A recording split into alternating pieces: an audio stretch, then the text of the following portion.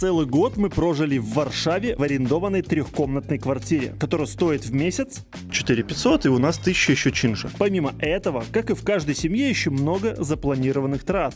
4000 злотых в месяц, это по 2000 за ребенка. И сейчас расскажу, почему эта плата за жилье окажется неполной и какой сюрприз ждет всех, кто арендует жилье в Польше. Ты как бы живешь, ты рассчитываешь на эту сумму, ты планируешь поездки, бытовые вещи, да, как у всех людей. Короче, во сколько реально обходится аренда жилья в Варшаве? И потом тебе просто так вот из ниоткуда сваливается 1700 ты должен вынь положи, плюс электричество, плюс интернет. Всем привет! Сегодня поговорим коротко о том, сколько реально стоит аренда жилья в Польше на нашем личном примере. И рассмотрим какие-то подводные камни и то, к чему максимально не готов наш постсоветский менталитет. Вот людей, которые с Востока приезжают, поляки называют нас, белорусов, украинцев, россиян, люди с Востока. И вот к чему максимально наш менталитет восточный по польским меркам не привык. Как мы знаем, за последние пару лет в Польше критически вырос ценник за аренду жилья. Это после того, как между Россией и Украиной начался военный конфликт, много беженцев и много людей просто убегали от войны сюда, в Польшу. Также много белорусов приехало сюда в одночасье. И все это создало мгновенно нереальный гигантский спрос. Ценники выросли. И сейчас цены практически плюс-минус сопоставимы с остальной Европой. Я сейчас не берусь сравнивать, нет такой цели, сейчас задачи. Да, будут отличия, где-то в Испании дороже, в Португалии, возможно, дороже, в Германии, там, в Англии будут дороже, понятно. Но речь о том, что в Польше раньше было значительно дешевле, доступнее жилье. А в аренду сейчас ценники вот уже максимально стремятся к этим показателям общеевропейским.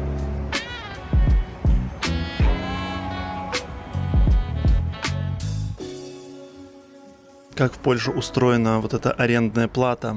Ты платишь саму ренту, в нашем случае 3 под Варшавой на Бимово, это Варшава, но уже как бы окраина, последняя станция метро, 4500 злотых. И дополнительно к этой аренде ежемесячно ты должен платить чинш. Мы делали подробный обзор нашей 3, очень довольны квартирой, но у нее есть один большой минус, здесь очень грязный воздух именно на этом этаже, в этом районе, не знаю, с чем связано, поэтому мы обязательно используем в квартире воздухоочиститель. Подробный рум-тур есть у нас на канале, там же мы рассказывали, как мы нашли это жилье, очень просто, с нашей подругой, агенткой по недвижимости жилья в Варшаве. Наша подруга Анастасия нам быстро и качественно нашла. Кстати, не знаю, есть ли даже ниже цены на услуги, чем у нашей подруги. Она уже многим нашим подписчикам, не знаю, подписчиков 20, наверное, точно заселила. 2 уже даже помогла найти, купить и провести сделку, приобрести недвижимость. Кому-то помогает сейчас продавать недвижимость. Это люди прямо с нашего блога приходят, с нашего канала.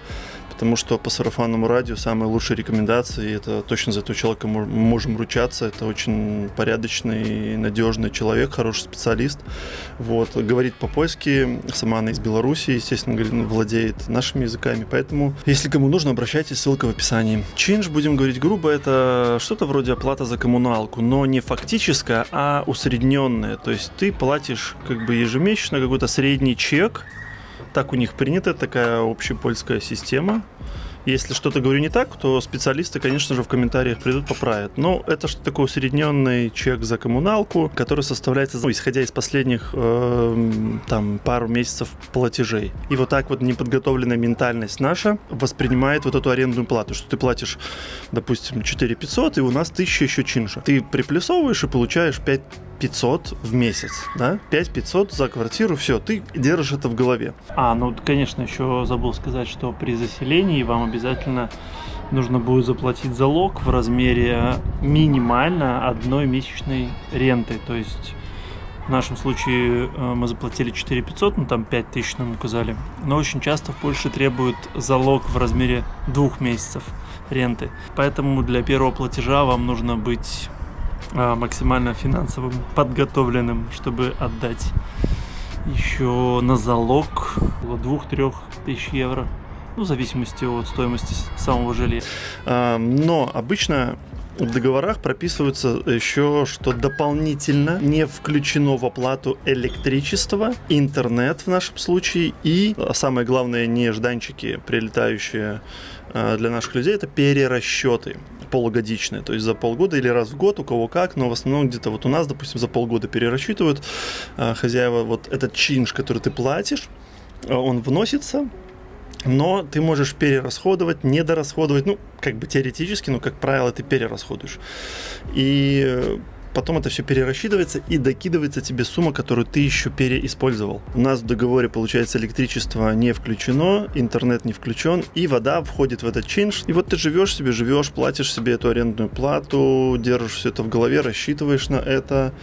И потом случается, что звонит тебе внезапно хозяин и говорит: привет, дорогой, тут перерасчитали вашу коммуналочку, посчитали, сколько вы воды используете, и придется вам за полгода доплатить 1700 злотых, вот так, на ровном месте. За электричество мы посчитали, в среднем это где-то по 250 примерно злотых в месяц, потому что у нас электрическая плита, у нас много всяких электрического оборудования, вот, которое постоянно работает, это воздухоочиститель, это 2 увлажнителя воздуха, без которых здесь вообще нереально, что без очистителя, что без увлажнителя. Стиральная машина, посудомоечная машина постоянно, как 2 комбайна работают, потому что 4 человек в семье, 2 детей. Стиралка просто не выключается, посудомойка не выключается. Таким образом набегает 250 злотых в месяц за электричество, плюс мы много готовим. И электрическая плита тоже тянет всякие блендеры, комбайны по мелочи и так далее. Интернет у нас стоит 70 злотых в месяц.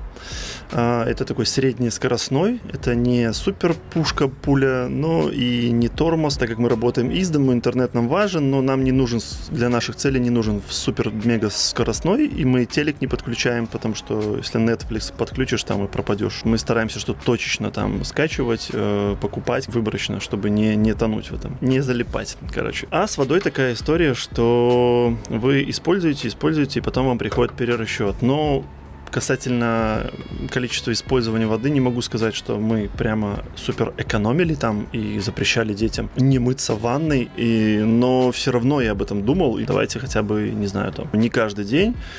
Душ тоже стараемся выключать, когда там намыливаешься, то есть все равно мы не привыкли к этому так сильно, и это вот здесь в Европе выливается вот такие переплаты. Я думаю, что, может быть, вы уже сталкивались с этим, с подобными рилсами, как стебутся над немцами, над французами, подшучивающие рилсы, что экономия доходит до абсурда.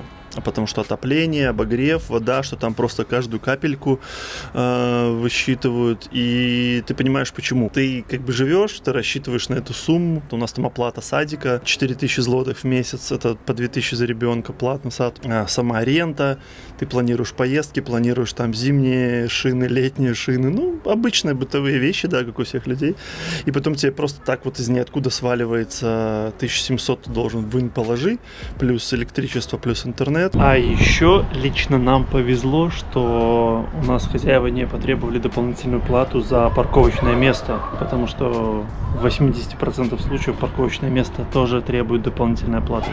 Ну, либо просто ты снимаешь без парковки. А без парковки, если у вас есть автомобиль, не очень удобно жить, я думаю, вы... А еще, кстати, очень часто пивницу есть такая, вот внизу, там, где парковки, есть такие пивницы. Это как, не знаю, погреб, сарайчик маленький, такой storage place. Тоже за него могут брать отдельные платы. Вот, нам его, кстати, не дали, потому что хозяин вообще его, в принципе, не сдает, сказал, что сами используют. Самолеты летают. Шум у нас тут. Кстати, возможно, из-за этого воздух тоже частично плохой. Нужно привыкать к этому, нужно брать в расчет. Те, кто собирается ехать жить в Европу, в Польшу в частности, то есть должны держать это в уме, что в любом случае вам будут приходить эти перерасчеты, потому что вот такие вот ценники на это все. Блин, слушайте, хотел еще сказать. Смотрите, сколько у нас классных видосов на канале, если вдруг вы не смотрели. Мне кажется, что вам нужно обязательно посмотреть. Вот, у нас есть про недвижимость, про путешествия в Польше и цены в Польше. Напишите в комментариях, на какие темы было бы интересно послушать видео. Подписывайтесь на канал, уже много классных, красивых видео о жизни в Польше. И будет еще впереди очень много контента еще не загруженного. Снимаем, постоянно показываем вам классную, красивую Польшу, рассказываем про крутую страну, про крутых поляков. Скоро у нас будет тур по всяким агротуристическим местам, по домикам. Вот, в кемпинг едем на все лето жить, переезжаем скоро или в Гданьск, или во Вроцлав, еще пока не приняли решение. Это канал о жизни нашей семьи в Польше. Подписывайтесь, увидимся в новых видео. Пока-пока.